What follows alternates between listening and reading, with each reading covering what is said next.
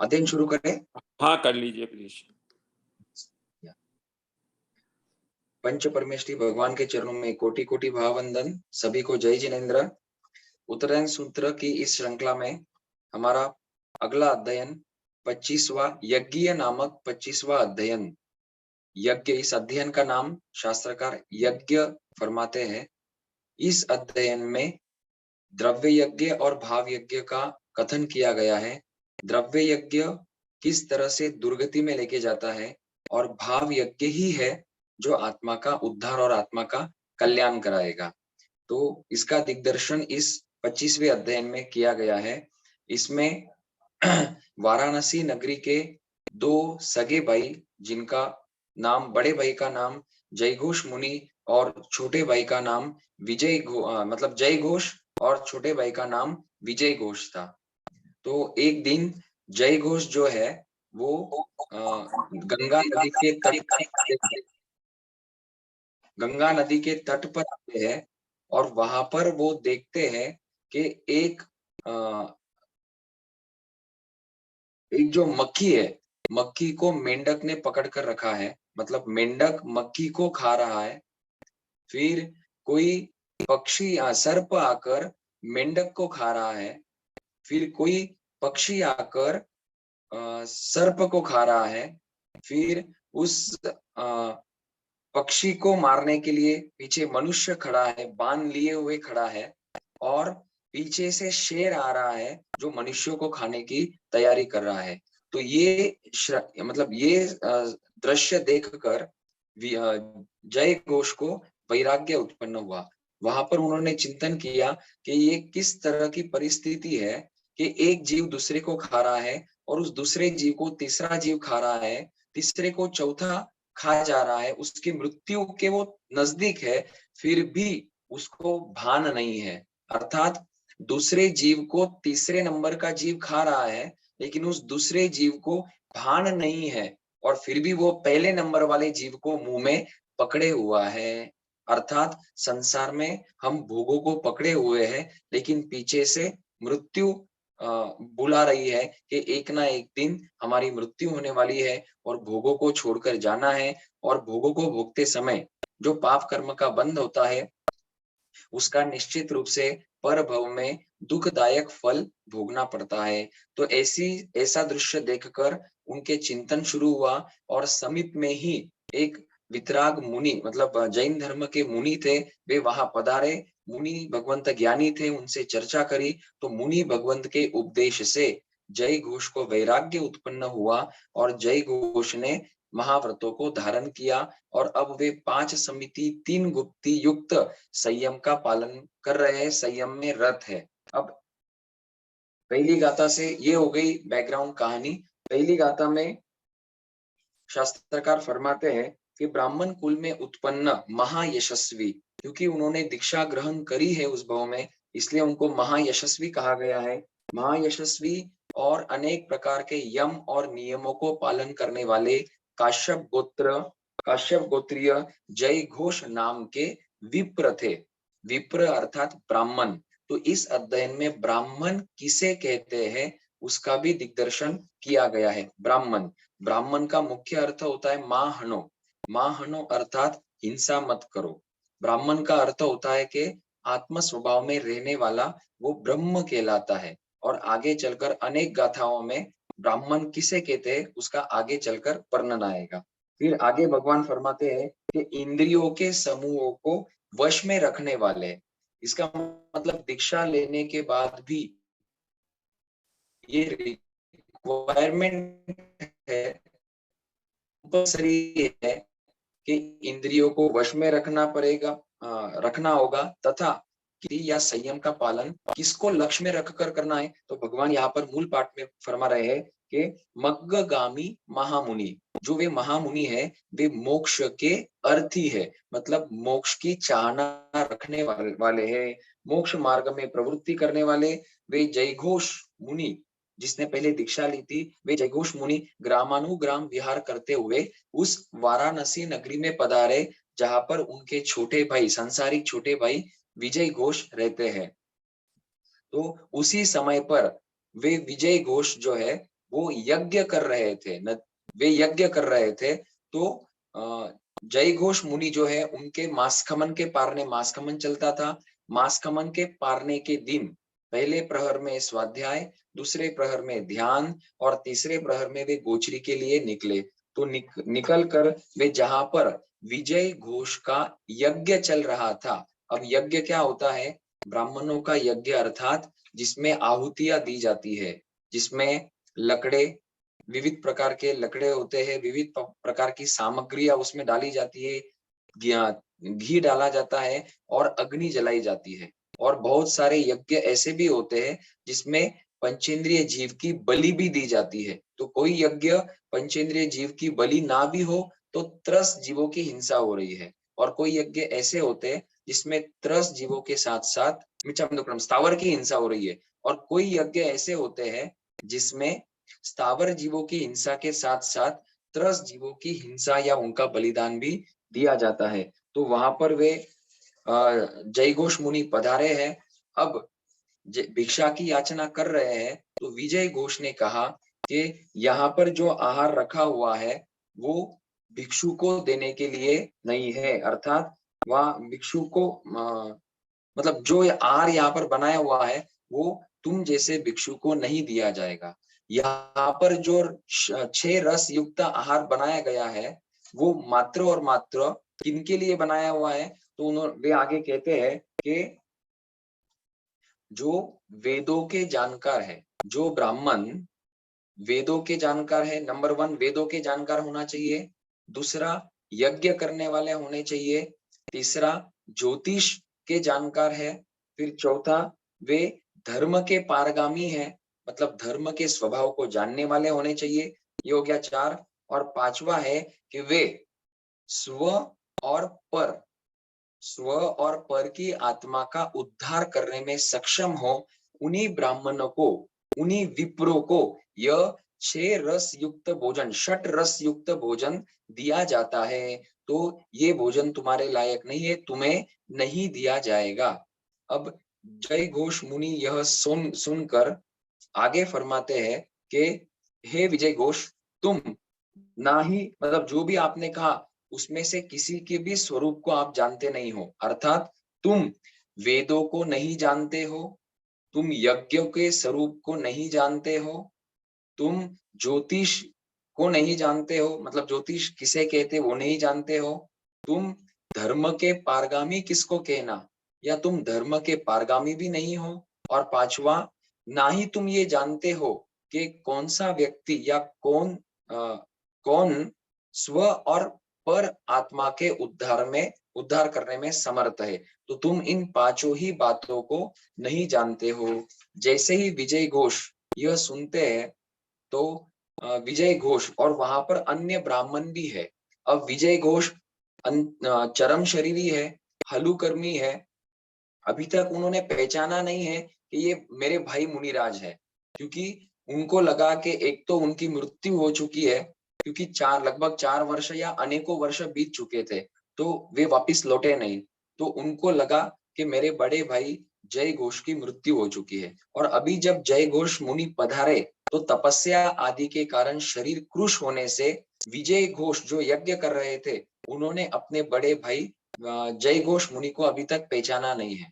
लेकिन विजय घोष क्योंकि चरम शरीरी और हलुकर्मी थे, तो और वहां पर अन्य दूसरे ब्राह्मण भी उपस्थित थे, तो उनके समक्ष उन्होंने हाथ जोड़कर जय घोष मुनि से कहा कि कि भाई मैं तो इनको नहीं जानता हूँ कि यज्ञ किसे कहना, वेद किसे कहना, ज्योतिष किसे कहना, धर्म के पारगामी किसको कहना, और उद्धार करने में कौन सक्षम है, इसको तो मैं नहीं जानता हूँ, तो कृपा कर कर आप फरमावे। तो इस तरह से उनको हाथ जोड़कर विनंती रखी। फिर जय घोष मुनि फरमाते हैं कि वेद किसे कहना, तो अग्निहोत्र ही वेद है, अर्थात यहाँ पर अर्थ किया है कि जो ज्ञान होता है उसी को वेद कहा गया है।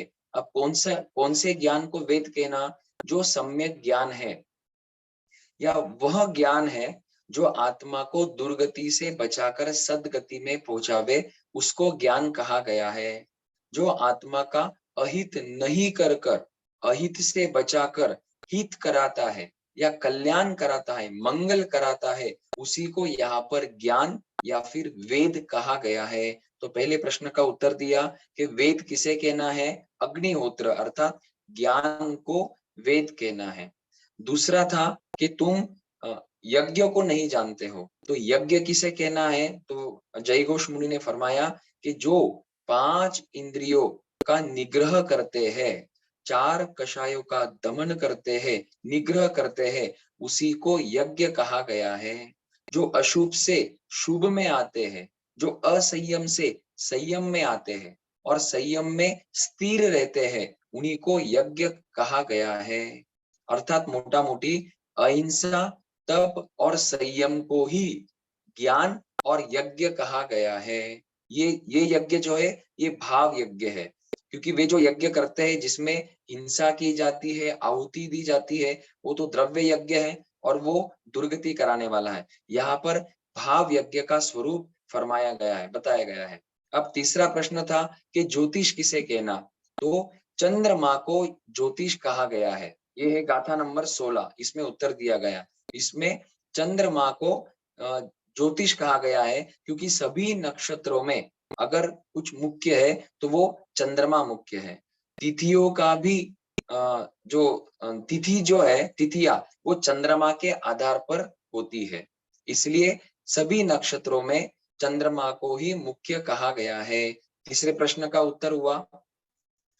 अब चौथा प्रश्न है कि धर्म के पारगामी कौन है? तो यहाँ पर बताया कि ऋषभदेव भगवान जो है वो धर्म के पारगामी है।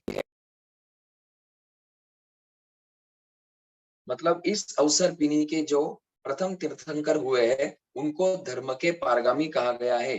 धम्मानम कासवो मोहम, मतलब काश्यप गोत्रीय जो ऋषभदेव भगवान है उनको यहाँ पर धर्म का मुख कहा गया है, मतलब धर्म के पारगामी कहे गए हैं। अब आगे पांचवा प्रश्न था कि तुम उसको नहीं जानते हो कि जो खुद का भी उद्धार करे और दूसरे का भी उद्धार करे। तो उसके प्रश्न में इन्होंने यहाँ पर उत्तर दिया कि ब्रह्म विद्या रूपी ब्राह्मणों की संपत्ति को नहीं जानने वाले स्वाध्याय और तप के विषय में बूढ़, मतलब वे जो ब्राह्मण है वहां पर जो यज्ञ कर रहे हैं वे यज्ञ के सच्चे स्वरूप को नहीं जानते हैं। बाहर से तो लगता है कि वे शांत है, बाहर से तो उनको लगता है कि वे शांत है, लेकिन अंदर से कषायों से जल रहे हैं।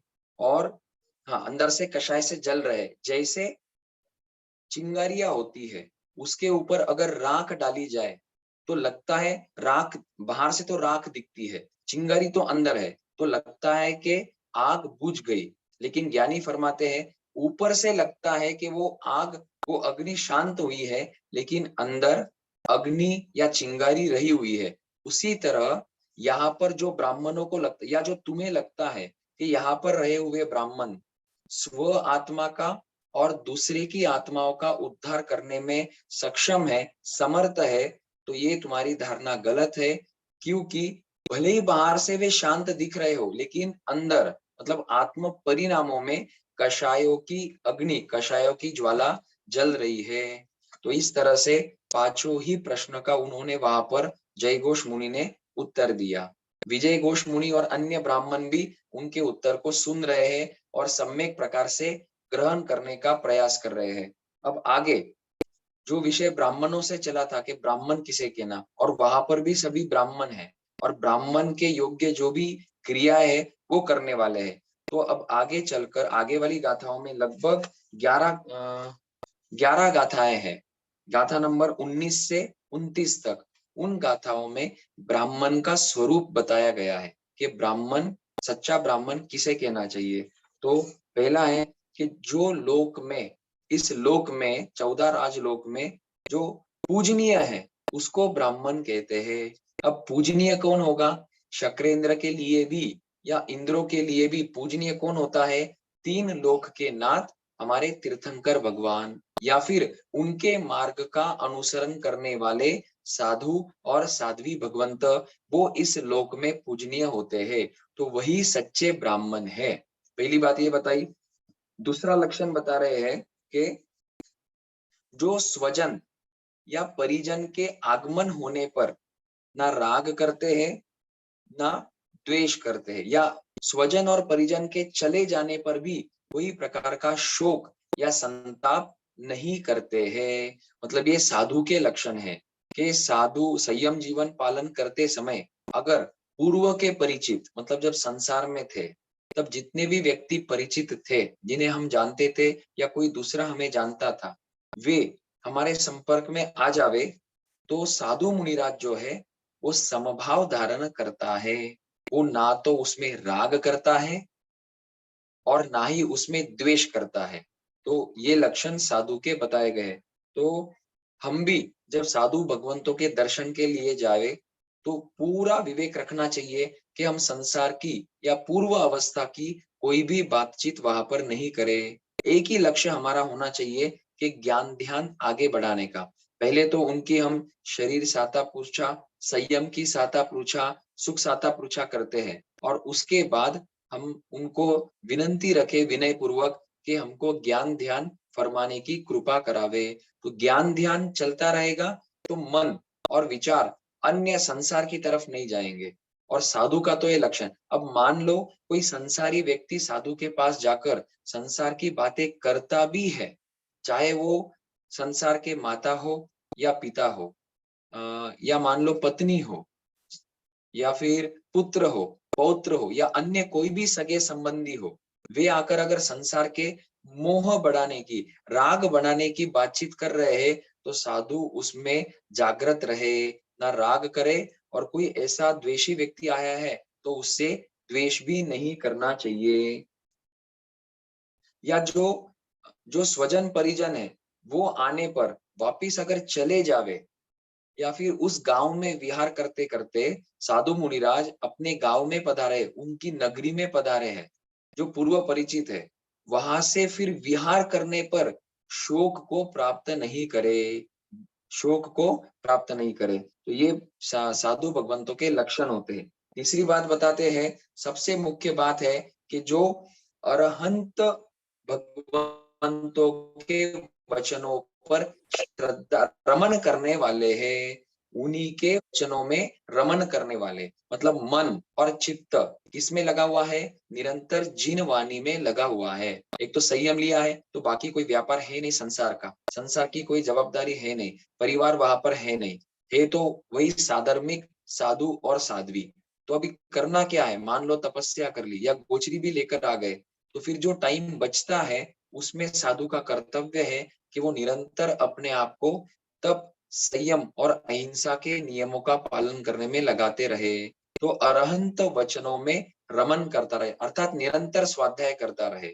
साधु भगवंतों के लिए है कि रात्रि के चौथे प्रहर में स्वाध्याय करे, फिर दिन के प्रथम प्रहर में स्वाध्याय करे, कुछ नया याद करना हो तो, या और कुछ फेरना हो तो, फिर दूसरे प्रहर में स्वाध्याय ध्यान करे। ध्यान अर्थात जो मूल पाठ याद है, जो स्वाध्याय किया हुआ है, जो थोड़े याद किए हुए हैं, उसको अर्थ सहित चिंतन करे, मनन करे, 12 भावनाओं का चिंतन करे दूसरे प्रहर में।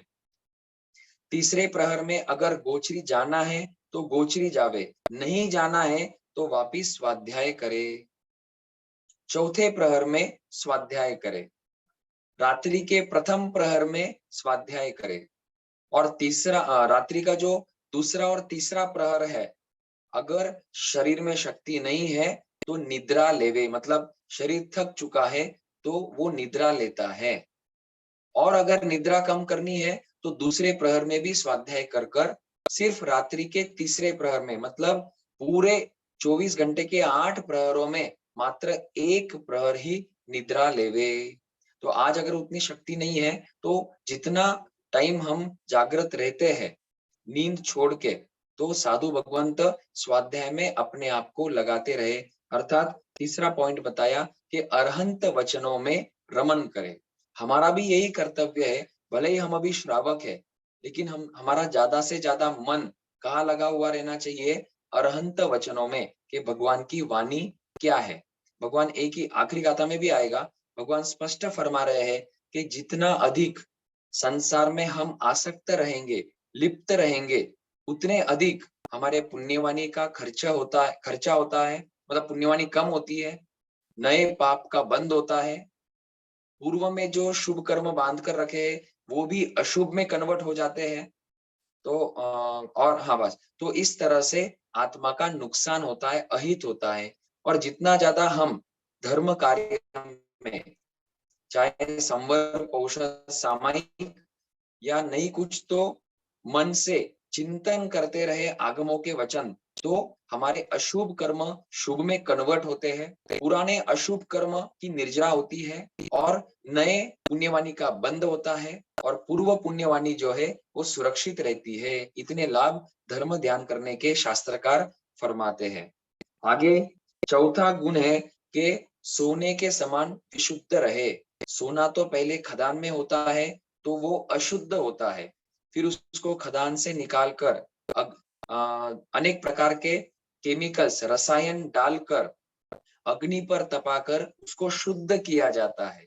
तो जैसे वो सोना शुद्ध होता है, उसी तरह साधु भगवंत कर्मों की निर्जरा कर कर और मन में शुभ लेश, मतलब शुभ लेशा रखकर, शुभ परिणाम रखकर अपने आप को शुद्ध रखे, अर्थात सोने के समान विशुद्ध हो। पांचवा लक्षण बताया कि राग, द्वेष और भय से विमुक्त रहे। कोई व्यक्ति, कोई साधु अगर सम्यक प्रकार से साधु जीवन का और महाव्रतों का पालन करता है, तो फिर उसके जीवन में किसी प्रकार का भय नहीं रहता है। भय किसे होता है? जो पाप करता है, जो कुशील का सेवन करता है, वो भयभीत रहता है, क्योंकि उसने पाप अशुभ बांधे हैं। और कर्म भी वैसे उदय में आएंगे कि बार बार वो भयभीत होते रहता है। जो साधु है, जो जिसने अपने आप को महाव्रतों में स्थापित किया है, वो भयभीत नहीं होता है। और साधु के, अभी तो ये नहीं है, लेकिन जब आगम व्यवहारी थे, तब साधु जो है वो स्मशान में जाकर भी ध्यान करते थे। वे ऐसे खंडरों में जाकर ध्यान करते थे, अर्थात भय को जीतने का वो एक प्रयास होता था। तो साधु कैसे होते हैं? भय से ऊपर होते हैं, भय से रहित होते हैं। तो अगर कोई बीमारी भी हो जावे, कोई अल्प बीमारी है और उसकी चिकित्सा करने योग्य है, तो उन्होंने चिकित्सा कर ली। अब चिकित्सा अगर सावध्य है तो उसका प्रायश्चित लेना होता है। ठीक है। अब मान लो कोई ऐसी बीमारी हो गई है, प्रायश्चित लेकर तो शुद्ध हो जाते हैं। अब मान लो कोई ऐसी बीमारी हो चुकी है जिसका निराकरण अभी दिख नहीं रहा है, या ट्रीटमेंट करने के लिए बहुत सारे जीवों की विराधना करनी पड़ेगी, तो फिर ऐसा साधु, अगर लगता है कि शरीर अब छोड़ने योग्य है, शरीर काम में नहीं आ रहा है, या शरीर के माध्यम से धर्म नहीं किया जा रहा है, संयम का पालन नहीं हो पा रहा है, तो ऐसा साधु संतारा ग्रहण करता है, तपस्या करता है, पहले संलेखना करता है और फिर आगे संतारा को ग्रहण करता है। क्योंकि साधु का भी तीसरा मनोरथ है, वह दिन मेरा धन्य होगा जब मैं समाधि मरण को प्राप्त करूंगा, संलेखना संतारा सहित समाधि मरण को प्राप्त करूंगा। तो इस तरह से वो साधु राग से भी ऊपर है और द्वेष से भी ऊपर है। हमारे भगवान महावीर स्वामी कर्मों को खपाने के लिए अनार्य देश में पधारे। अनार्य देश में क्यों? क्योंकि वहां पर धर्म की समझ नहीं होती है, पाप पुण्य की समझ नहीं होती है, और उन्होंने, उनका जो व्यवहार होता है अनार्य व्यक्तियों का, वो अभद्र होता है। फिर उन्होंने भगवान महावीर स्वामी के ऊपर पत्थर फेंके, लाठियां मारी, बुक्कों से प्रहार किया, कुत्ते भी छोड़े और अनेक प्रकार के उपसर्ग दिए, लेकिन भगवान ने उन पर द्वेष नहीं किया। अंतःकरण सूत्र में आएगा कि गज सुकुमार ने कहा, तो जब ये होगी द्वेष की बात। अब राग, जैसे पहले भी बताया कि जिसके साथ पूर्व परिचय था, अगर उसका संपर्क हो जावे, उससे भी राग नहीं करना है।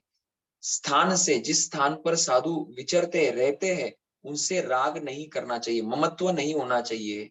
ये विचार नहीं होने चाहिए कि ये मेरा क्षेत्र है, या यह क्षेत्र में हमने अधिक विचरण किया है, या यह क्षेत्र हमने विचरण योग्य किया है। तो इस तरह का राग ना तो क्षेत्र पर होवे, ना श्रावकों पर होवे, ना पूर्व परिचित सगे संबंधियों पर होवे, और ना ही अन्य कोई भी जो भी उपकरण है साधु के, जैसे हमने पहले 24वां अध्ययन देखा था, 5 समिति 3 गुप्ती, तो उन उपकरणों के ऊपर भी साधु ममत्व नहीं रखे, संयम का साधन, संयम के सहयोगी समझकर उन उपकरणों को ग्रहण करे। तो 5वां पॉइंट हुआ राग, द्वेष और भय से रहित होते हैं। छठा है कि वे तपस्या के द्वारा अपने शरीर को, तपस्या के द्वारा अपने रक्त और मांस को क्रुश करने वाले होते हैं। जितनी अधिक तपस्या की जाएगी उतना अधिक शरीर के अंदर रहा हुआ रक्त और मांस सूखता है। इसीलिए जयघोष मुनि को विजय घोष मुनि एट इंस्टेंट नहीं पहचान पाए, क्योंकि जयघोष मुनि ने मास्कमन के पार ने मास्कमन ऐसी विपुल तपस्या के माध्यम से, तपस्या के द्वारा शरीर को क्रुश कर कर रखा था। स्कंदक मुनि ने भी शरीर को क्रुश करा था। धन्ना अनगार ने भी तपस्या से शरीर को क्रुश किया हुआ था। तो इस तरह तपस्या से साधु का कर्तव्य है कि वो तपस्या के द्वारा अपने शरीर को क्रुश करता रहे। तो इससे फलीभूत होता है कि वो साधु शरीर पर भी ममत्व नहीं रखता है। और नई तपस्या होती है या अधिक लंबी तपस्या नहीं होती है तो विविध प्रकार के आहार संबंधी का वो त्याग करते जाता है। वर्तमान में अनेक मुनि भगवंत है जो विविध प्रकार की तपस्याओं में अग्रसर है और अपने बांधे हुए अशुभ कर्मों का वे क्षपन कर रहे हैं, क्षय कर रहे हैं। साथ ही साथ वे मुनिराज शांत होवे, मतलब कोई कषाय के प्रसंग आ जावे, कोई क्रोध के प्रसंग आ जावे, या क्रोध मान माया और लोभ के प्रसंग आ जावे, मतलब क्रोध मान माया लोभ मोहनीय कर्म उदय में आ जावे, तो उदय को निष्फल कर देवे। अर्थात भले ही वो संज्वलन क्रोध मान माया लोभ का थोड़ा सा अधिक रस उदय में आया है, फिर भी साधु उसमें बहे, उसके प्रवाह में बहे नहीं, अपने आप को शांत रखे कर अपने आप को समभाव में रखे। अगला है जो मन वचन काया से, अब 5 महाव्रत का वर्णन करेंगे कि जो मन वचन काया मतलब 3 करण 3 योग से अहिंसा व्रत का पालन करने वाले होते हैं। आप 5 महाव्रत जानते हैं, उसमें से पहला महाव्रत है अहिंसा महाव्रत, जिसमें 3 करण 3 योग से हिंसा का त्याग किया जाता है। कौन सी हिंसा? संपूर्ण हिंसा, 5 स्थावर तथा त्रस जीव सभी के हिंसा का त्याग किया जाता है। ये नियम है उनका, ये पचकान लिया हुआ है उन्होंने। तो अब वे ना तो हिंसा कर सकते हैं अगर किसी ने, और ना ही वे हिंसा करवा सकते हैं दूसरों से, और अगर किसी ने हिंसा करी है तो वे उसकी अनुमोदना भी नहीं कर सकते हैं। काया से भी नहीं, वचन से भी नहीं और मन से भी नहीं। इसका मतलब साधु अपने आप को मन वचन और काया को इतना, उनके योगों को इतना नियंत्रित किए हुए हैं। तो अगर कोई स्थानक का निर्माण हो जावे तो साधु के मन में नहीं आता है कि ये स्थान अच्छा बनाया हुआ है या अनुकूल बनाया हुआ है। अगर ये मन में विचार आते हैं तो कहीं ना कहीं स्थानक बनाने में जो हिंसा हुई है उसके वे भागीदारी कहीं ना कहीं, और उसकी क्रिया साधु भगवंत को भी लगती है। इसलिए भगवान फरमा रहे हैं 3 करण 3 योग से वे हिंसा के त्यागी होते हैं। दूसरा है कि वे झूठ नहीं बोलते हैं। तो झूठ बोलने के कारण क्रोध, लोभ और भय, हंसी मजाक में झूठ बोला जाता है और भय से झूठ बोला जाता है। किसी को डर है तो फिर वो झूठ बोलता है, और 4 कषायों के कारण से झूठ बोला जाता है। तो साधु भगवंतों के जावत जीव के लिए, पूरे जीवन भर के लिए मन वचन काया से झूठ का त्याग होता है, असत्य का त्याग होता है। आगे है तीसरा महाव्रत चोरी नहीं करते, अर्थात कोई भी वस्तु बिना आज्ञा के ग्रहण नहीं करते हैं, चाहे वो अल्प मूल्य वाली हो या बहुमूल्य वाली हो, चाहे वो थोड़ी हो या अधिक मात्रा में हो, और चाहे वो सचित हो या अचित हो। साधु भगवान तो अचित ही ग्रहण करते हैं, वो भी आज्ञा लेकर। और सचित की बात कही यहाँ पर, तो वो सचित कौन सा है कि जो दीक्षा दी जाती है, शिष्यों को दीक्षा दी जाती है, तो शिष्य अर्थात जीव है, अर्थात सचित है, तो वो भी उनके माता पिता से या अन्य जो कोई भी है संसारी व्यक्ति, उनसे आज्ञा लेकर ही उनको दीक्षा दी जाती है। तो वो यहाँ पर सचित की बात बताई है। तो बिना दिए हुए कोई भी वस्तु या पदार्थ ग्रहण नहीं करना है। चौथा महाव्रत है ब्रह्मचर्य का पूर्ण पालन, जो मन, वचन और काया से किसी भी प्रकार का मैथुन सेवन नहीं करता है। 3 करण 3 योग से जावत जीव के लिए ना मनुष्य संबंधी भी नहीं करे, तिर्यंच संबंधी भी मैथुन का सेवन या मन में विचार नहीं, और देव गति संबंधी भी मैथुन का विचार भी नहीं, करना भी नहीं, और वचन से भी अनुमोदन आदि नहीं करना है। तो 3 करण 3 योग से अब्रह्म का अर्थात मैथुन के वे त्यागी होते हैं। और इसी व्रत को या अन्य बहुत सारे नियमों को सुरक्षित रखने के लिए ही भगवान ने साधुओं के लिए 9 वाड़ का प्रतिपादन किया है। ब्रह्मचर्य की 9 वाड़, जिसका वर्णन हमने उत्तरदायन सूत्र के 16वें अध्ययन में देखा था। 9 वाड़ और 10वीं वाड़ का वर्णन वहां पर किया हुआ है। तो साधु पूर्ण रूप से ब्रह्मचर्य के पालन करते हैं। पुच्चिन सुनम सुयगदान सूत्र का 6ठा अध्ययन, जिसमें भगवान महावीर स्वामी की स्तुति है, वीर स्तुति नामक 6ठा अध्ययन, उसमें शास्त्रकार फरमाते हैं तवेसु वा उत्तमम ब्रह्मचर्यम, अगर कोई तप श्रेष्ठ है अपेक्षा से, एक अपेक्षा से बता रहे वहां पर, तो वो है ब्रह्मचर्य का पालन करना। क्योंकि इस संसार में 2 ही वस्तु है जो इस जीव का भ्रमण करवाती है, कंचन और कामिनी। कंचन अर्थात धन और कामिनी अर्थात पर स्त्री या पर पुरुष। तो उनके प्रति जो विचार है वही इस जीव को अनादि काल से रखड़ा रहे हैं। आपको ध्यान में होगा तो निरअतिचार संयम का पालन करके साधु भगवंत या साध्वी भगवंत भी 9 ग्रैवेक और 5 अनुत्तर तक जा सकते हैं। वहां पर जाने के बाद 9 ग्रैवेक और 5 अनुत्तर में उस देवता को मन से भी देवी के साथ मैथुन सेवन करने की इच्छा भी नहीं होती है। क्यों? क्योंकि पिछले भव में उन्होंने निरअतिचार से संयम का पालन किया हुआ है और आत्मा को इन 5 महाव्रतों से भावित किया हुआ है। तो अभवी जीव जो कभी मोक्ष में नहीं जाएगा क्योंकि योग्यता ही नहीं है, ऐसा जीव भी निरअतिचार संयम का पालन करके 9 ग्रैवेक को प्राप्त करे, 9वें ग्रैवेक तक जावे, तो वो अभवी देवता भी वहां पर उसको स्त्री संबंधी कोई तीव्र विचार नहीं आते हैं।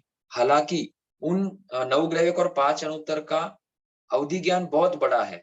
9 ग्रैवेक का जितना है उससे भी अनेक गुना बड़ा 5 अनुत्तर का है। तो अवधि ज्ञान से वे देखते हैं कि बहुत सारे देवी और देवता मैथुन का सेवन कर रहे हैं। नीचे वाले जो देवी देवता है, बहुत सारे मनुष्य गति में भी मैथुन का सेवन कर रहे हैं, लेकिन दिख भी जाए अगर अवधि ज्ञान में तो उनको इच्छा मात्र भी नहीं होती है। क्यों? क्योंकि वे पूर्व भव के संस्कार है, और वही संस्कार अगर उन्होंने और दृढ़ रखे तो वे वहां पर मनुष्य गति को प्राप्त कर सब तो मनुष्य में ही जन्मेंगे। अब मनुष्य में भी वे अपने आत्मा को सुरक्षित रखकर दीक्षा लेकर मुक्ति को प्राप्त करते हैं। और युगलिक जो है, प्रश्न व्याकरण सूत्र में आता है कि युगलिक जीव, हम जानते हैं युगलिक का वर्णन कि वे प्राय कर साता का उदय होता है, आहार भी हम जानते हैं कैसा करते हैं, फिर उनका विचरण वगैरह जानते हैं, तो प्राय साता है। फिर भी शास्त्रकार कहते हैं कि वे युगलिक अतृप्त होकर मरते हैं, अतृप्त होकर वे काल करते हैं। तो वो कौन सी अतृप्ति है? वो ये मैथुन की अतृप्ति है। युगलिक पूरे जीवन काल में एक ही बार संतान की उत्पत्ति होती है। वे संतान युगल होते हैं, एक पुरुष और एक स्त्री, मतलब मरने के 6 महीने पहले संतानों की उत्पत्ति होती है। लेकिन पूरे जीवन भर वे युगलिक मैथुन का सेवन करते हैं। तो गुरु भगवान फरमाते हैं कि युगलिक के एक जीवन में, एक भव में असंख्य बार वे मैथुन का सेवन करते हैं और इसीलिए अतृप्त होकर वे काल करते हैं। हम मनुष्य भव में जो हमको एक अपॉर्चुनिटी मिली है, अनंत पुण्यवाणी से ये सब धर्म के सहयोग मिले हैं, उसका अगर हम सदुपयोग करें, नई दीक्षा ले सके, तो कम से कम हम 12 व्रतों का तो पालन निश्चित रूप से व्यवस्थित समझ पूर्वक करें। श्रावक बनेंगे तो भी हमारा ये भव सुखी बनेगा, अगला भव भी सुखी बनेगा और उसके पश्चात भी भव सुखी बनते हैं। एक स्तवन है, जिन शासन की शान श्रावक, जिन शासन की शान, जिन शासन की शान श्रावक, जिन शासन की शान, कर लो आत्म ज्ञान, कर लो आत्म ज्ञान, कर लो आत्म ज्ञान श्रावक, जिन शासन की शान। उसमें और श्रावकों का, श्रावक कैसा होता है उस स्तवन में वर्णन किया गया है। समय की मर्यादा है, स्तवन तो आगे नहीं लूंगा, लेकिन श्रावक भी अगर हम व्यवस्थित बन जावे तो आराधक बन सकते हैं। आराधक अर्थात 15 भवों के अंदर, मैक्सिमम 15 भव, उसके अंदर अंदर हमारा मोक्ष हो जाएगा। तो चौथा हुआ ब्रह्मचर्य का पालन करने वाले, और पांचवा है अकिंचन, मतलब अपरिग्रही। तो यहाँ पर दिया है कि जो जो अकिंचन होते हैं, काम अलिप्त, अकिंचन अर्थात अपरिग्रही। तो परिग्रह कितना होता है साधु का, जो भी संसार में जितना भी था। एक तो परिग्रह की व्याख्या क्या है, परिग्रह अर्थात पदार्थों को एकत्रित करना, परिग्रह अर्थात उन पदार्थों के ऊपर आसक्ति रखना, परिग्रह अर्थात जो मेरे पास नहीं है उसको प्राप्त करने की लालसा, इच्छा रखना, उसको परिग्रह कहा है। अब चाहे हो या ना हो, अगर इच्छा है तो भगवान कहते हैं वो परिग्रह है। तो साधु भगवंतों ने वो सब इच्छा मन से भी छोड़ा है, काया से भी छोड़ा है, वचन से भी छोड़ा हुआ है। तो साधु बनने के बाद अब क्या बाकी है, क्योंकि साधु के तो ना बैंक में अकाउंट है, ना कोई खुद का घर है, ना कोई खुद का स्थान है, और खुद का कुछ भी नहीं है। इनफैक्ट उनके वस्त्र भी आज के पंचमारे में भगवान महावीर स्वामी के साधु साध्वी जो है वो श्वेत वस्त्र है। उसमें भी भगवान ने वस्त्रों की मर्यादा बता दी, साधु के लिए 72 हाथ, तो साध्वियों के लिए 96 हाथ जितनी वस्त्रों की मर्यादा है। पात्रा भी 4 पात्रा ही रखना है, और अन्य और नियम बताए गए हैं परिग्रह संबंधी भी। तो और जितना भी है, और क्या उनके पास ओघा है, कंपलसरी ओघा है, मतलब रजोहरण, फिर पूंजनी है, फिर मुंह पत्ती है, और थोड़े बहुत अन्य वस्त्र है, पात्रा आदि के वस्त्र, पात्रा पोंछने के वस्त्र, पात्रा ढकने के वस्त्र आदि आदि। और कुछ उनकी डायरीज है जिसमें ठोकरे आदि लिखे हुए, जानकारी लिखी हुई है, क्योंकि आज इतना याद नहीं रहता है, स्मरण शक्ति कम हुई है, इसलिए डायरीज है। पहले के जमाने में डायरीज भी नहीं होती थी, 1000 वर्ष, 2000 वर्ष, 2500 वर्ष पहले की बात अगर करें तो फिर भी शास्त्रकार कहते कि जितने भी साधन है, उपकरण है, उसके ऊपर भी साधु ममत्व नहीं रखता है। अर्थात अर्थात बात ये क्लियर है, मन, साधु के मन में ये विचार क्लियर है कि जो भी उपकरण है वो मेरे संयम में सहयोगी है, बस। वो वो बोलते समय भी ऐसे बोलते, ये मेरे नेशराय की पूंजनी, ये मेरे नेशराय का ओघा आदि। नेशराय का मतलब अभी मेरे नेशराय में है, मेरा नहीं है। तो बोलते समय वो वाक्य भी व्यवहार में व्यवस्थित इस्तेमाल किया जाता है ताकि उसके प्रति आसक्ति उत्पन्न ना हो। तो और अगर ममत्व भाव जाग जावे तो भगवान कहते हैं वो परिग्रही कहलाएगा। साधु तो अप्रतिबद्ध विहारी होते हैं। अप्रतिबद्ध मतलब कहीं पर भी अपने आप को बांधे हुए नहीं रहते हैं, ना क्षेत्र से, ना श्रावकों से, या ना अन्य किसी वस्तु, पदार्थ या व्यक्ति से। ठीक है, तो ये हुआ 5 महाव्रत। आगे बताते हैं कि जो मूधा जीवी होते हैं, दशवैकालिक सूत्र अगर आपको याद होगा तो मूधा जाई, मुहा जाई, मूधा मुहा जीवी, अर्थात गोचरी संबंधी ये बात है। तो देने वाला मतलब हम गोचरी पहराते हैं, साधु भगवंत आकर गोचरी लेते हैं और हमको प्रतिलाभित करते हैं, तो देने वाले की भी भावना शुद्ध हो और नियमों का जानकार हो, क्योंकि गोचरी संबंधी कुछ नियम है। हम प्रतिक्रमण में बोलते हैं 42 दोष टालकर आहार पानी लेवे, तो वे 42 दोषों का स्वरूप साधु को तो पता ही होता है, हम श्रावकों को भी पता होना चाहिए ताकि हम शुद्ध रहे, क्योंकि दशवैकल्पिक सूत्र में कहा है तीनों बातें शुद्ध होनी चाहिए, देने वाला भी शुद्ध हो, लेने वाला पात्र भी शुद्ध संयम का पालन करने वाला हो, और जो पदार्थ दिया जा रहा है वो भी दोष रहित हो, शुद्ध हो। तो इस तरह से तीनों पदार्थ तीनों बातें शुद्ध होनी चाहिए, देने वाला, लेने वाला और वो पदार्थ, तो उसको कहते हैं मूढ़ा जीवी। अब आगे बताते हैं कि रस का लोलुपी नहीं हो, मतलब रस में आसक्त ना हो, अर्थात गोचरी तो लेकर आ गए, किसी प्रकार का दोष नहीं लगाया, 42 दोष में से कोई भी दोष नहीं लगाया, साधु भगवान उपाश्रम में स्थानक में पधार चुके हैं, अब सभी मिलकर गोचरी कर रहे हैं।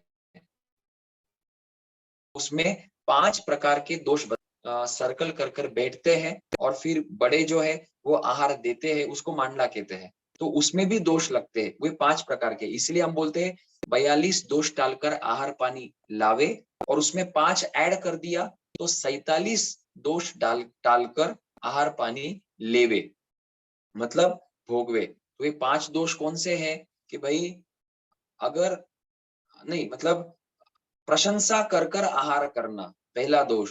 दूसरा दोष निंदा कर कर आहार करना। तीसरा दोष संयुक्त कर कर, मतलब रस को बढ़ाने के लिए आसक्ति के कारण अनेक अनेक विविध पदार्थों को मिक्स कर कर आहार करना, तीसरा दोष। चौथा दोष है प्रमाण युक्त, प्रमाण मतलब क्वांटिटी, अगर कम भूख है तो अधिक खाया, तो उसको प्रमाण कहते हैं, और इस तरह से दोष है, तो ये 5 प्रकार के दोष भी टालने होते हैं। तो आगे बताया कि साधु जो है वो रस में लोलुप नहीं होता है, अलोलुप होता है। आप अगर ज्ञाता धर्म सूत्र कथांग जो है, ज्ञाता धर्म कथांग सूत्र, उसमें आखिरी अध्ययन कंडरिक और पुंडरिक तथा ये शैलक राजर्षि का अध्ययन, आई थिंक 5वां अध्ययन है, उसमें देखना कि शैलक राजर्षि भी रस में आसक्त हुए, बाद में तो वो वापिस प्रायश्चित लेकर शुद्ध हुए, वो संभल गए। और 19वां अध्ययन जो है कंडरिक पुंडरिक का, तो कंडरिक जो है 1000 वर्षों का शुद्ध संयम पालने के बाद भी 2.5-3 दिनों के लिए रस में, भोगों में और स्त्रियों में आसक्त हुए, तो वो 2.5 दिन का की आसक्ति कंडरिक को 7वें नरक में 33 सागरोपम की स्थिति में लेकर गई। तो इतने भयंकर होते हैं भोग और उनकी आसक्तियां। तो हमको भी ध्यान रखना चाहिए कि आहार क्यों करना है। भगवान ने ठानंग सूत्र में 6 कारण बताए हैं, वे 6 के 6 कारण, एक कारण तो है कि क्षुधा वेदनीय, भूख लगी है इसलिए आहार करना है, और बाकी के कारण धर्म संबंधी है कि वैयावच करना है, संयम का पालन करना है, जीवों की रक्षा करनी है, इरिया समिति का पालन करना है, और धर्म चिंतन करना है, उसके लिए आहार करना है। अब हम तो इतना कुछ श्रेष्ठ धर्म नहीं कर रहे हैं, साधु तो है नहीं, श्रावक है, तो श्रावक के जीवन में थोड़ा धर्म और अधिक पाप ऑलरेडी है, तो फिर उसमें भी हम अनर्थ दंड का सेवन क्यों करें, अर्थात आहार के पीछे आज जो प्रवृत्तियां और घूमने फिरने की जो प्रवृत्तियां है उसमें अधिक पाप लगता है। तो अगर हमारा इतना पाप हो रहा हो, हम उस पाप को पहचाने और उस पाप से पीछे हटे। आगे है, फिर वही बात है कि पूर्व संयोग जो है, मतलब पहले के जो सगे संबंधी है उन उनमें उनमें आसक्ति नहीं रखे, जो पहले भी बात आ चुकी है कि पूर्व सहयोगी जो है, दीक्षा के पहले जो भी सहयोगी थे उनमें आसक्ति नहीं रखे। तो ये सब साधु के अर्थात ब्राह्मणों के लक्षण बताए गए हैं। तो ब्राह्मण किसे कहना, जो आत्मा में स्थित रहता है उसे ब्राह्मण कहते हैं। और आत्मा में स्थित कैसे रहा जाएगा, ये जो यहाँ पर अभी हमने चर्चा करी, जिन बोलों की चर्चा करी, उनके माध्यम से आत्मा में स्थिर रहा जाता है। अब जो ये बातें भगवान ने साधु के लिए बताई है, तो आंशिक रूप में ये सभी बातें श्रावक के लिए भी लागू होती है, क्योंकि श्रावक जिन शासन की शान है और आगम का ज्ञान कर कर वो अपने आत्मा को पाप से बचाता है। तो हमको भी इस कोई भी हम आगम पढ़े, थोकड़ा पढ़े पढ़े, ज्ञान प्राप्त करे, तो उसका सार यही है कि हम पाप से पीछे हटे। अब आगे गाथा नंबर 30 में जय घोष मुनि फरमा रहे हैं कि पशु वध करने वाला, जो यज्ञ द्रव्य यज्ञ कर रहे हैं, पशु वध करने वाला अर्थात पाप करी यज्ञ ऐसा दुशील व्यक्ति, मतलब यज्ञ करने वाला जिसमें पाप हो रहा है, ऐसा दुशील व्यक्ति अब दुशील व्यक्ति को दुर्गति में जाने से कोई भी बचा नहीं सकता है, या अन्य जो भी पुरुष है वो पुरुष उस पाप करने वाले, हिंसा करने वाले यज्ञिक मतलब द्रव्य यज्ञ करने वाले को दुर्गति में जाने से कोई भी नहीं बचा सकता है। क्यों? क्योंकि कर्म बड़े बलवान है। मूल पाठ में है कम्मानी बलवंती ही, कम्मानी बलवंती ही, अर्थात कर्म बड़े बलवान हैं। और हम जानते हैं कड़ान कम्मान न मुख अथी, अर्थात किए हुए और 13वें अध्ययन में है चित्त मुनि संबुद्धि के कत्तार मेव अनुजाई कम्मम, मतलब कर्म जो है वो कर्ता का अनुसरण करता है। यहाँ से मर के काल करके हम चाहे जिस कोने में जाए, हमारा जो डेटा है, जो कर्मों का डेटा है, वो कभी भी करप्ट नहीं होगा, वो हमारे साथ चलता है, उसमें कभी भी वायरस नहीं लगेगा, उसका लेखा जोखा हमारे साथ भव भव से लगा हुआ है और आगे भी जहां जाएंगे वहां पर रहेगा। इसलिए भगवान कहते हैं, शास्त्रकार फरमा रहे हैं कि हिंसा, वहां पर तो प्रसंग यज्ञ का है, तो धर्म हिंसा में धर्म समझकर हम समझते हैं कि भाई हमने धर्म किया, लेकिन अगर वो हिंसा है तो वो दुर्गति में लेकर जाने वाला है और उसकी कोई भी रक्षा नहीं कर पाएगा। अब आगे कहते हैं कि नाम से कुछ नहीं होता, कर्म से ही जीव पहचाना जाता है। तो यहाँ पर 31वीं गाथा में कह रहे हैं कि मस्तक का मुंडन करने से कोई श्रमण नहीं होता। फिर ओंकार का ओंकार का उच्चारण करने से कोई ब्राह्मण नहीं होता। जंगल में वास करने से, जंगल में निवास करने से कोई मुनि नहीं होता। और वृक्षों की छाल पहनने से कोई तापस नहीं होता। तो 4 बातें बताई कि मस्तक का मुंडन करने से कोई श्रमण नहीं होता, ऐसे 4 बातें यहाँ पर बताई है। तो फिर कौन कहलाता है? तो आगे वाली गाथा में 32वीं गाथा में बताया कि समभाव धारण करने वाला ही श्रमण कहलाता है। समन, श्रमण और उसका प्राकृत होगा समन, मूल पाठ में भी समन है, तो समन अर्थात समभाव को धारण करने वाला श्रमण कहलाता है। शॉर्ट में अब बता रहे हैं, जैसे पहले हमने डिटेल में देखा, तो शॉर्ट में इस गाथा में बता रहे हैं, आगे बता रहे हैं कि ब्रह्मचर्य का पालन करने वाला ब्राह्मण कहलाता है। तो जो ब्रह्मचर्य 9 वार सहित 3 करण 3 योग से मैथुन का त्याग और ब्रह्मचर्य का पालन करेगा, वो सच्चा ब्राह्मण कहलाता है। आगे मतलब यहाँ पर कह रहे हैं कि श्रमण किसको कहना? भाई मात्र मुनि वेश धारण करने से या मिथ्या श्रम करने से, मिथ्या पराक्रम करने से या बाल तपस्या करने से वो श्रमण नहीं कहलाएगा, बल्कि समभाव धारण करने से सच्चा श्रमण कहलाएगा। तो हमारे पास सच्चे श्रमण बहुत सारे उदाहरण, बहुत सारे। स्कंदक ऋषि जो घानी में पिलाए, नहीं, स्कंदक ऋषि की जो छाल उदाड़ी गई उन्होंने संभाव रखा। स्कंदक ऋषि के 500 शिष्य घानी में पिलाए गए, उन्होंने संभाव रखा। मैतार्य मुनि जिनके मस्तक पर गीली चमड़ी बांधकर धूप में खड़ा रखा गया, उन्होंने समभाव रखा। फिर अर्जुन माली ने भी संभाव रखा और गज सुकुमाल ने भी संभाव रखा। तो जो संभाव रखते हैं वो श्रमण कहलाते हैं और वही लोक में पूजनीय होते हैं, जो श्रम ब्राह्मण का पहला गुण था। फिर ब्रह्मचर्य का पालन करने वाला ब्राह्मण कहलाता है, अर्थात आत्म स्वभाव में स्थिर रहने वाला ही ब्राह्मण कहलाता है। कोई वेदों का जानकार हो जावे या यज्ञ करने लग जावे, उतने मात्र से वो ब्राह्मण नहीं कहलाता है। आगे, ज्ञान की आराधना करने वाला मुनि कहलाता है, क्योंकि पहले भी कहा था कि अरहंत वचनों में रमन करे, मतलब तीर्थंकर के वचनों में रमन करे, तो वही मुनि कहलाता है। और तपस्या करने वाला ही तापस कहलाता है। बाकी जंगल में जाकर रहना या कंदमूल का भक्षण करना या वस्त्रों का त्याग कर कर मात्र पेड़ के पत्तों से का वस्त्र बनाकर पहनना, जिसको वल्कल चिरी बोलते हैं, तो उसके वो पहनने मात्र से कोई तापस नहीं कहलाता, उसमें गुण होने चाहिए। और केवल ज्ञानी की दृष्टि से, वितरागियों की दृष्टि से गुण क्या है, यही इस गाथा में बताया है, 32वीं गाथा में शॉर्ट में बताया है। तो तपस्या करने वाला ही तापस कहलाता है। तपस्या से क्या होता है? तपस्या से कर्मों की निर्जरा होती है तथा पुण्यवाणी का बंध भी होता है। आगे, तो और 33वीं गाथा गाथा में बताया कि इसीलिए कर्म से ही ब्राह्मण कहलाता है। जो 4 प्रकार की वर्ण की व्यवस्था है इस समाज में, ब्राह्मण, क्षत्रिय, ब्राह्मण, वैश्य और शूद्र, तो वो जन्म मात्र से नहीं, बाकी कर्मों के आधार पर वो ब्राह्मण कहलाता है। कर्मों के आधार पर वो क्षत्रिय आदि, वैश्य आदि कहलाता है। अब आगे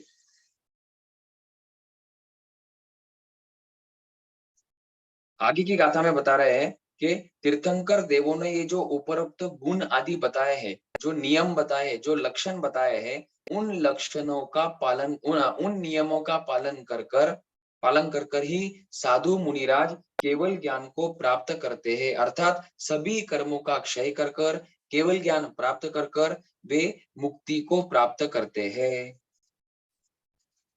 तो भगवान यहाँ पर हमको निराधार नहीं छोड़ रहे हैं। भगवान कह रहे हैं कि धर्म का आचरण करेंगे या जो मैंने कहा उस तरह से आचरण करेंगे तो निश्चित रूप से फल मिलेगा, और वो फल निश्चित रूप से सुखदायी और अनादि काल के लिए, अपर्यवसित काल के लिए रहेगा। अनादि नहीं, अपर्यवसित काल के लिए रहेगा, अर्थात अनंत काल के लिए वो रहेगा। और संसार के कोई भी कार्य देखो, आज तक हमको कोई भी परमानेंटली सुखी नहीं बना पाया है। वे ही सुखी बने हैं जिन्होंने अरिहंत का शरणा लिया है। हमको भी इस भाव में अधिक से अधिक जिन वाणी का आज श्रवण करना है और उसके अनुसार श्रद्धा कर कर उसके अनुसार आचरण भी करना है। अब आगे, जय घोष मुनि ने विजय घोष को पूरी तरह से समझा दिया, इतनी चर्चा हुई। विजय घोष चरम शरीरी है, हलुकर्मी है, तो उनके जो शंकाएं थी, जो पहले उन्होंने पूछा कि मैं तो कुछ नहीं जानता हूँ, आप बताइए, तो उन्हें उनके सभी शंकाओं का निवारण हो चुका है। अब वो बता रहे हैं कि आपने कृपा कर कर मेरी सभी शंकाओं का निराकरण कर दिया है। अब इतना समय बीता चर्चा में, तो अब थोड़ा थोड़ा वो पहचानने लगे कि ये आकृति, ये आवाज, बोलने की पद्धति, और उससे उन्होंने पहचान लिया कि ये मेरे संसार पक्षी सगे बड़े भाई है। तो अब उनको पहचान हो चुकी है कि ये जयघोष है, जो मेरे संसार के बड़े भाई है, जयघोष मुनि है। अब विजय घोष प्रसन्नता पूर्वक हाथ जोड़कर कहने लगे कि वास्तव में आपने मुझे ब्राह्मण का स्वरूप बताया है। क्या बताया है? ब्राह्मण का स्वरूप। अब वास्तव में आपने जो जो मेरी शंका थी, यज्ञ किसको कहना, वेद किसको कहना, फिर ज्योतिष किसको कहना, या उद्धार करने में कौन समर्थ है, और और जो पांचवी शंका थी, पांचवी शंकाओं का निवारण आपने अच्छी तरह से किया है। अब वो विनंती करते हैं कि हे जयघोष मुनि, आप भिक्षा लेकर मुझे कृतार्थ करे। अब उन्होंने कहा, जयघोष मुनि ने कहा कि मुनि फरमाते कि मुझे भिक्षा से कोई भी प्रयोजन नहीं है। मैं तो यहाँ पर तुम्हारे अज्ञान को दूर कर कर तुम्हें प्रवज्ञा स्वीकार कराने यहाँ पर आया हूँ। ठीक है? तो वहां पर वो कह रहे हैं कि अब तुम्हें दीक्षा ले लेनी चाहिए। तो वे जो मुनिराज है, जय घोष मुनि जब पहले पधारे थे भिक्षा के लिए, तो विजय घोष ने कहा कि ये आहार तुम्हारे लिए नहीं बनाया हुआ है। तो जय घोष मुनि ने कहा कि मुझे मुझे भिक्षा का कोई प्रयोजन नहीं है अभी। और इतना कहने पर ना तो वे राग में लिप्त हुए और ना ही वे द्वेषी हुए, मतलब वहां पर वे राग और द्वेष का सेवन उन्होंने नहीं किया। और यहाँ पर भी वे फरमा रहे हैं कि मुझे भिक्षा से कोई प्रयोजन नहीं है, मैं चाहता हूं कि तुम शीघ्रता से प्रवज्ञा स्वीकार कर लो। क्यों कर लो?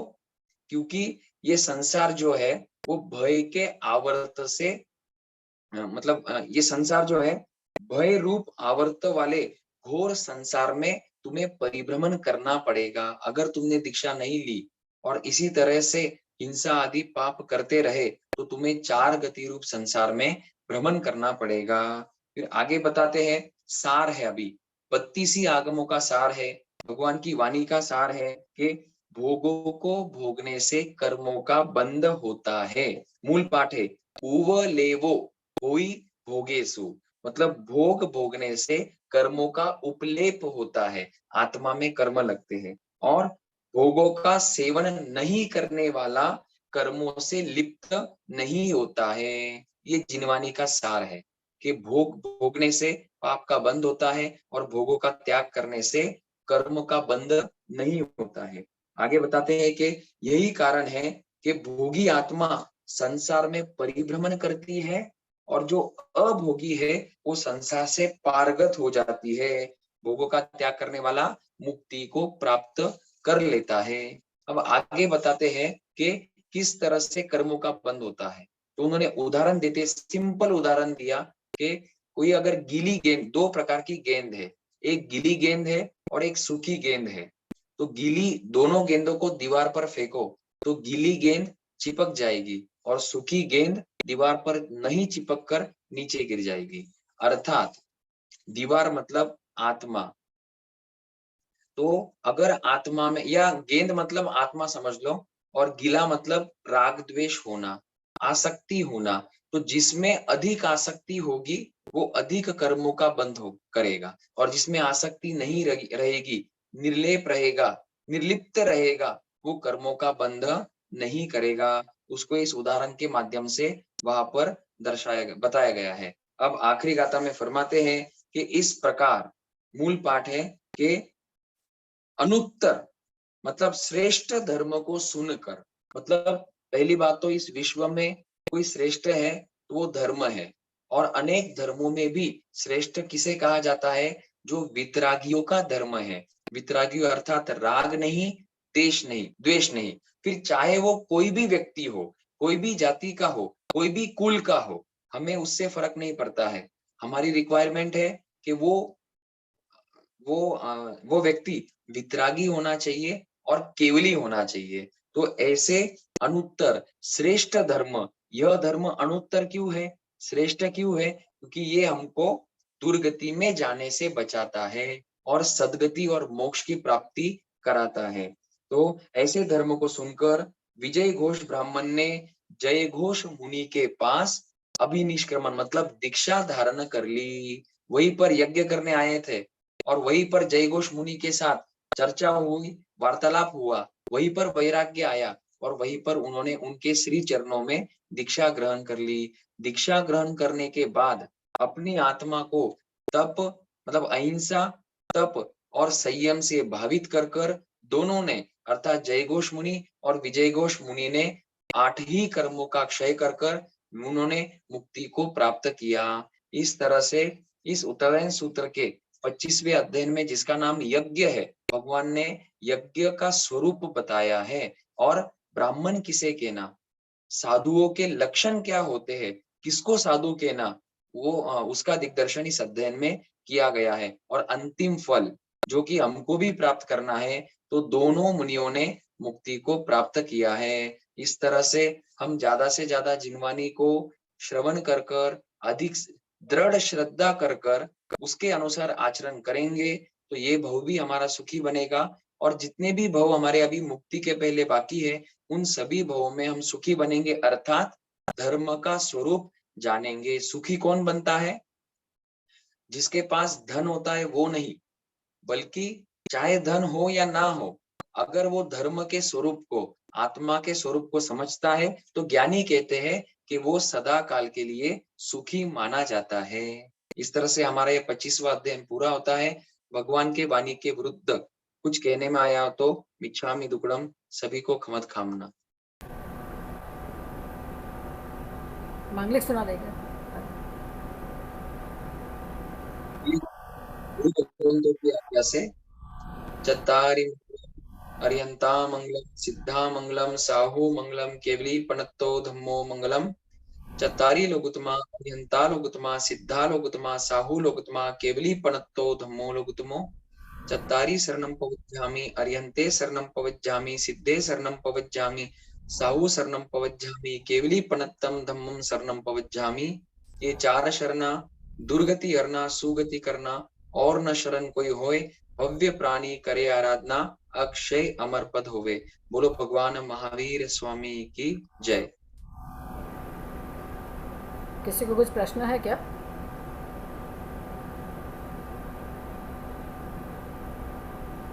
आदर्श जी, एक क्वेश्चन था।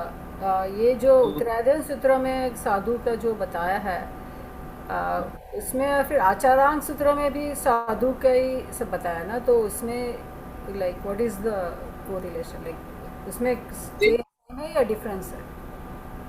कुछ कुछ तो बातें एडिशनल होगी, लेकिन सभी का सार यही है जो अभी हमने चर्चा करी है।